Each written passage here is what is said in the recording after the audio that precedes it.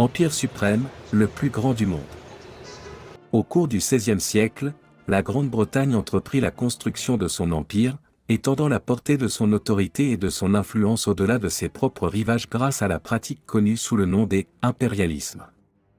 Cette époque a marqué des transformations significatives dans les sociétés, les industries, les cultures et les moyens de subsistance des individus à travers le monde. Le terme « Empire britannique » englobe les territoires du monde entier qui étaient autrefois sous domination britannique.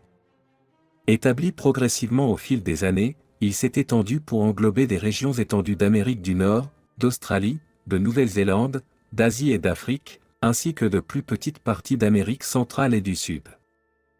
Tout au long de son histoire, l'Empire britannique a connu des fluctuations tant dans son étendue territoriale que dans la population sous gouvernance britannique.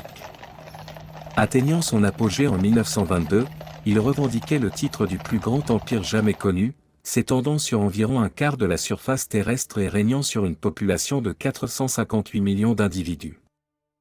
Le XVIe siècle est fréquemment surnommé le « siècle des découvertes », marqué par une explosion de l'exploration propulsée par des perspectives innovantes sur le monde et des avancées dans la technologie de construction navale. L'Angleterre, située à l'intérieur de ce qui est maintenant la Grande-Bretagne, nourrissait des ambitions d'expansion outre-mer, aspirant à établir des colonies où de nouvelles communautés pourraient prospérer. Ces colonies ont servi de source vitale de ressources précieuses telles que les métaux, le sucre et le tabac, que l'Angleterre pouvait exploiter et échanger avec d'autres nations. De plus, elles présentaient des perspectives lucratives pour les individus anglais fortunés tout en offrant des opportunités aux personnes appauvries et sans emploi de s'installer dans de nouveaux territoires et de trouver du travail. Parmi les chapitres les plus sombres des annales de l'Empire britannique se trouve sa complicité dans le commerce transatlantique des esclaves. On estime que les négriers britanniques ont trafiqué plus de 3 millions d'individus, bien qu'il soit estimé que seuls 2,7 millions ont survécu au voyage éprouvant à travers l'Atlantique. Entassés dans des navires dans des conditions déplorables, ils ont enduré d'indicibles souffrances dans des quartiers exigus et insalubres. Parmi ces victimes se trouvaient d'innombrables enfants, arrachés à leurs familles et à leurs frères et sœurs, leur innocence brisée par la cruauté de l'esclavage. L'institution de l'esclavage s'est révélée être une entreprise lucrative pour la Grande-Bretagne, fournissant une immense richesse grâce à l'exploitation du travail non rémunéré. Les propriétaires d'esclaves ont tiré d'énormes profits de la culture de produits précieux tels que le sucre, le tabac et le coton, qu'ils pouvaient vendre à des prix exorbitants. Cependant, cette prospérité s'est faite au détriment grave des individus réduits en esclavage et de leur terre natale, soumis à une exploitation et à des souffrances incessantes. De plus, les bénéfices tirés de l'esclavage ont joué un rôle essentiel dans l'alimentation de la révolution industrielle britannique, renforçant encore la puissance économique de la nation.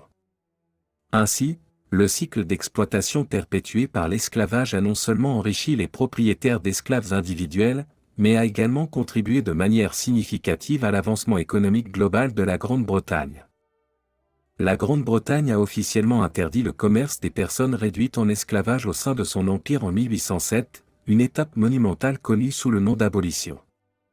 Cependant, ce n'est qu'après 26 années supplémentaires que l'esclavage lui-même a été interdit en totalité, une étape appelée émancipation. Malgré ces mesures légales, la situation des anciens esclaves persistait dans des sociétés rongées par le racisme. Même après avoir obtenu leur liberté, ces individus ont fait face à une discrimination et à une marginalisation continue dans des sociétés où ils étaient considérés comme inférieurs aux Blancs. De telles croyances préjudiciables étaient souvent invoquées pour rationaliser l'exploitation passée et le commerce des personnes réduites en esclavage, perpétuant les injustices systémiques bien après l'abolition de l'esclavage.